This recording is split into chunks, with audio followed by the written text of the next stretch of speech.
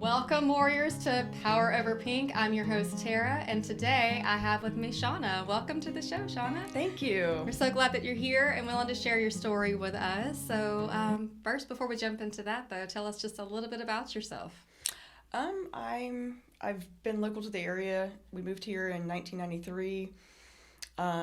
Went to college, moved back.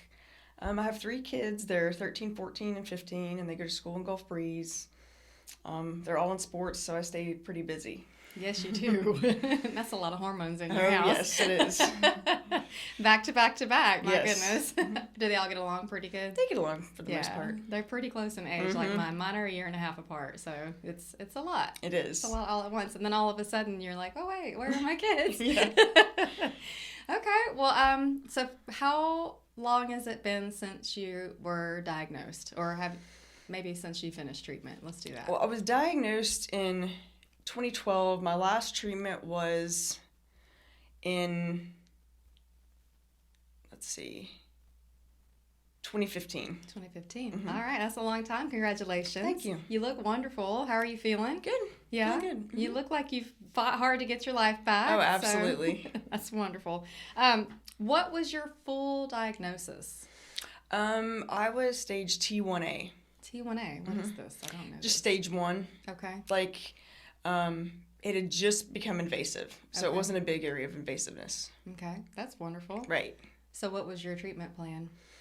The first time around, well, I got 4 very different opinions. So I decided to get another opinion in Atlanta.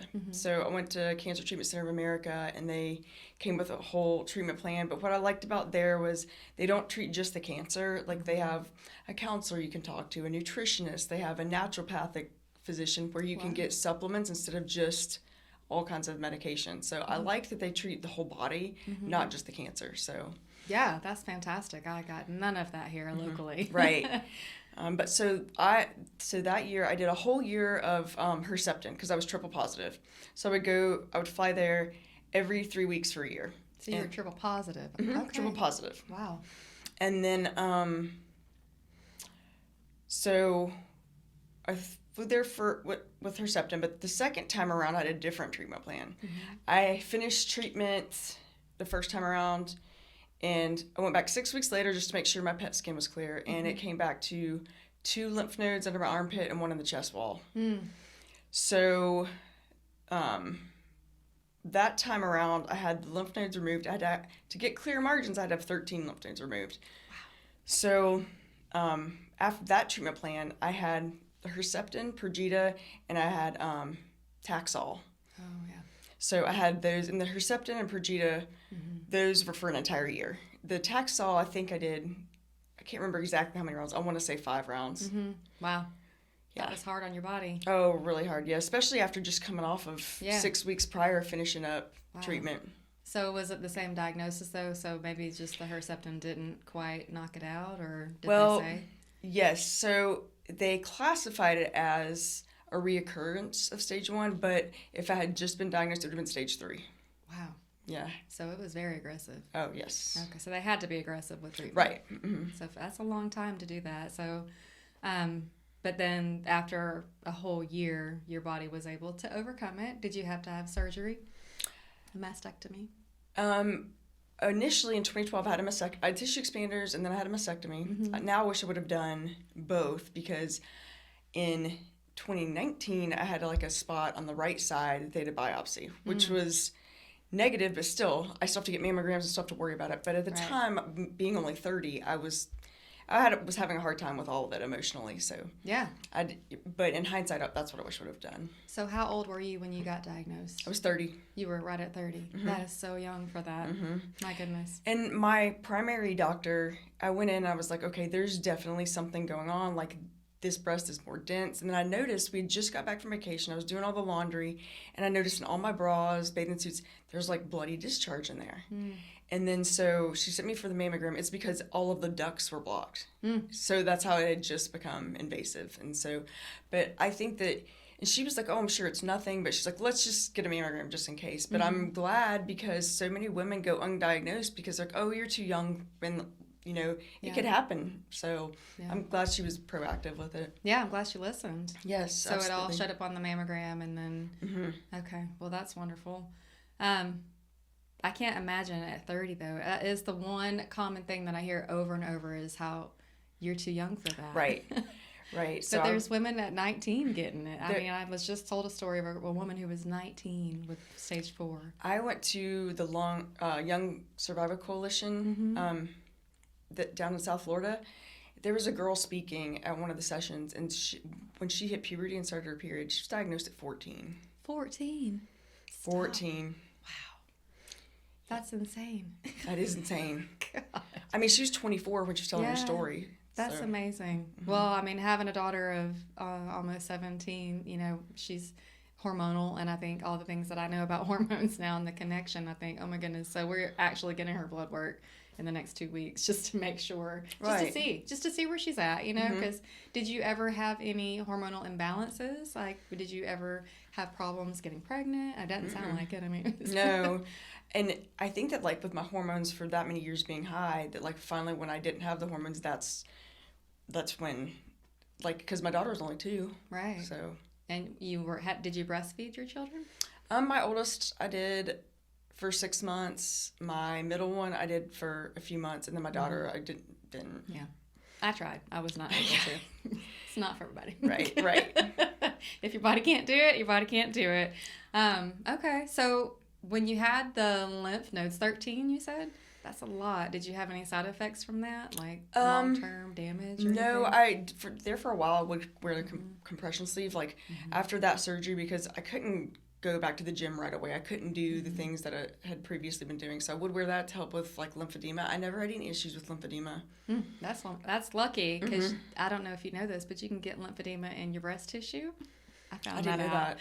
I found that out because my one treated side all of a sudden was twice the size that it should be.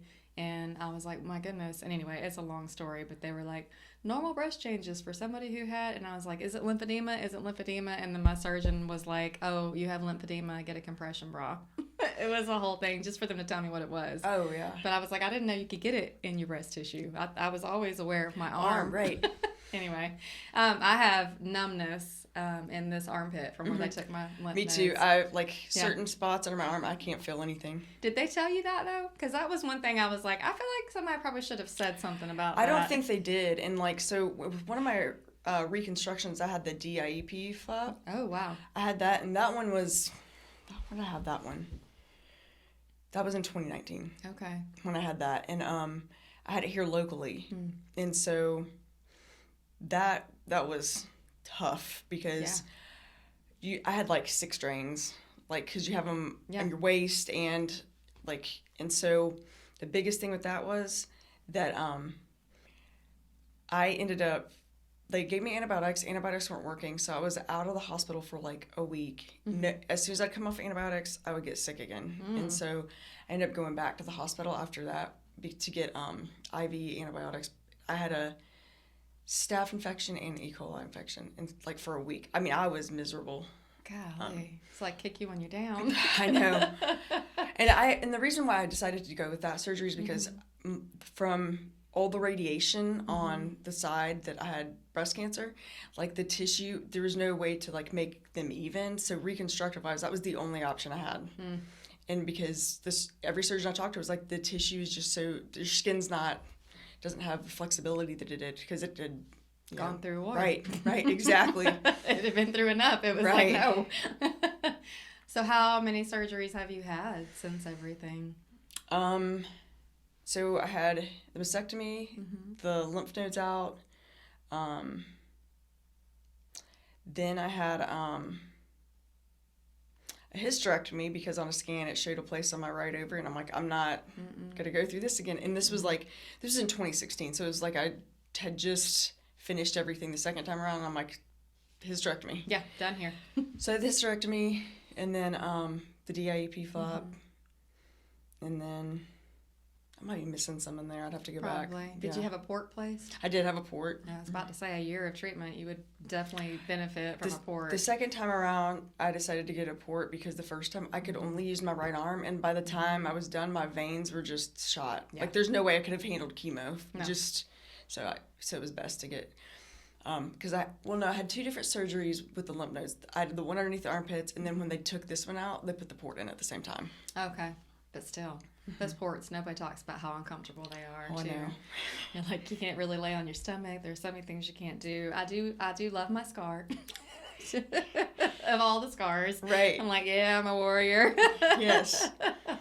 So, a lot of surgeries, a lot of treatment. What was your long-term treatment? Did they put you on any medications? Are you taking anything? I was on one of the, I think it was Astrodol. I think it is. Anastrozole? Yeah, yes. That's it. Yes, I know. And I was on that, but since it's been so long, I'm off of it now. Nice. So you only had to do it for about 5 years, maybe? I started in 14. Okay. And then so I think they had me on it for 8 years. That's a long time, too. Okay. Yeah, they told me to do it for 10 years, so I was wondering if you would have to do the same. So, Do you have a doctor locally that you like, or do you go back to Georgia for checkups? I go back to Georgia for checkups. I just like how their facility is set up.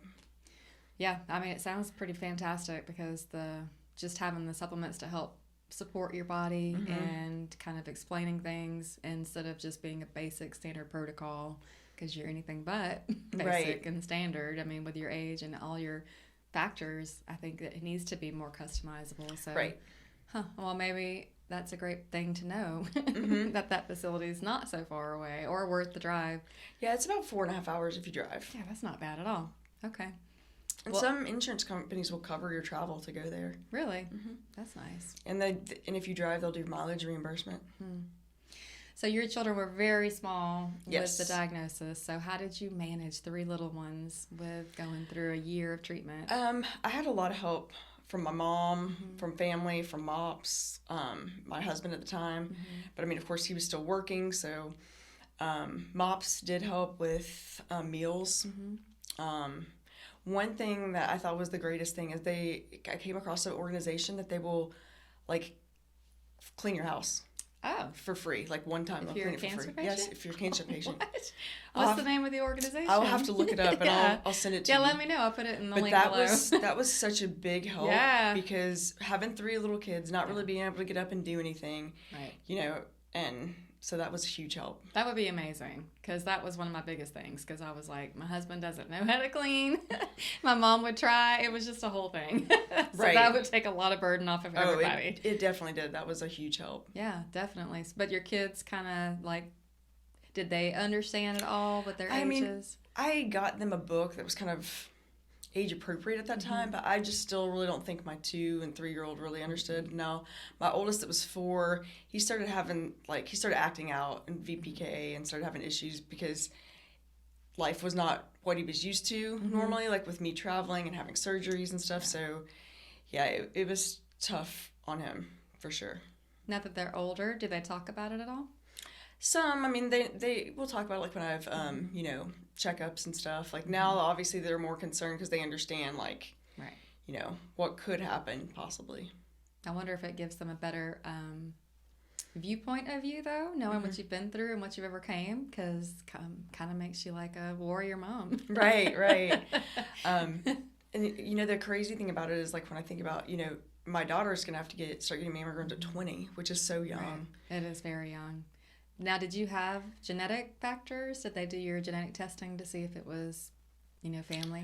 I did a whole panel, I want to say when I went there, because it had been a while since I'd done genetic testing, and they have way more genetic testing than when I was first diagnosed. Yeah. So in 22, they did a whole panel, because it had been 10 years since I was genetically tested, and everything was completely normal. Okay. Like, I don't have any genes. Yeah.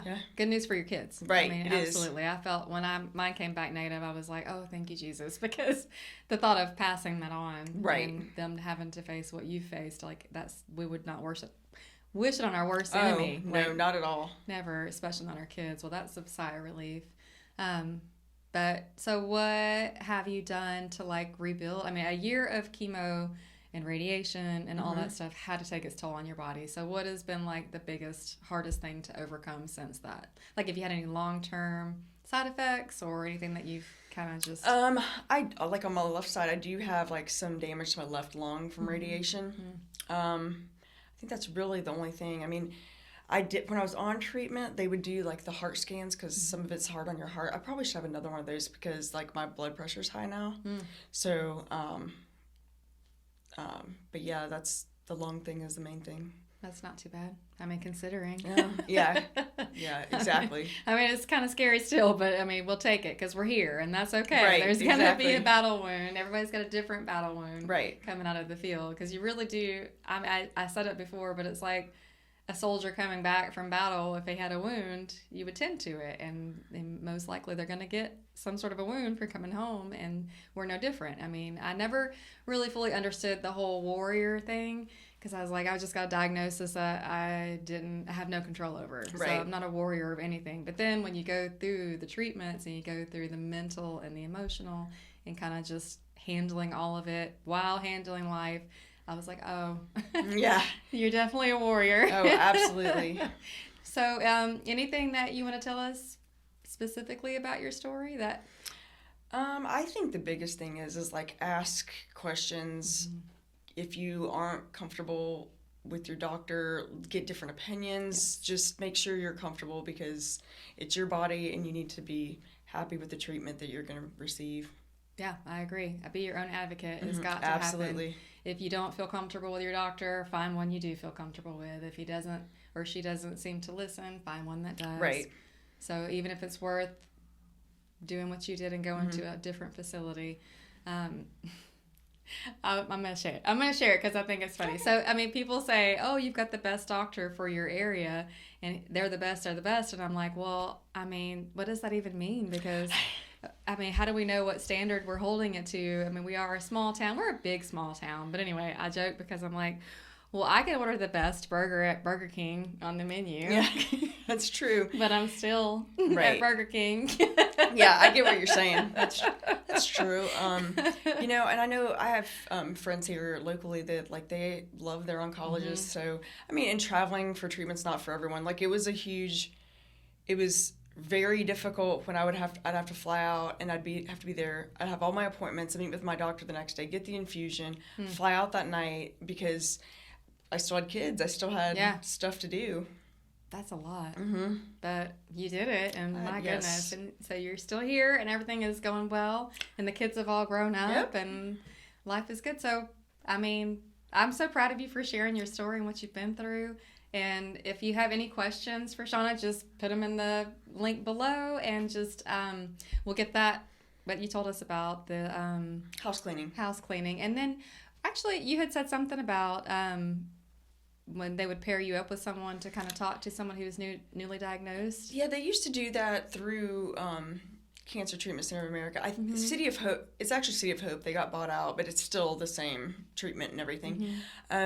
I would receive like an email with a phone number, and I would call newly diagnosed patients. They try to pair with people similar in age with, you know, like younger, newly diagnosed. And so that way I could share my story and kind of what to expect from a patient point of view versus what the doctor's saying. Yeah, that's totally different. Totally different perspective because we know what we know because of what we went through. So, okay, that's awesome. So if you have any questions about that, let us know.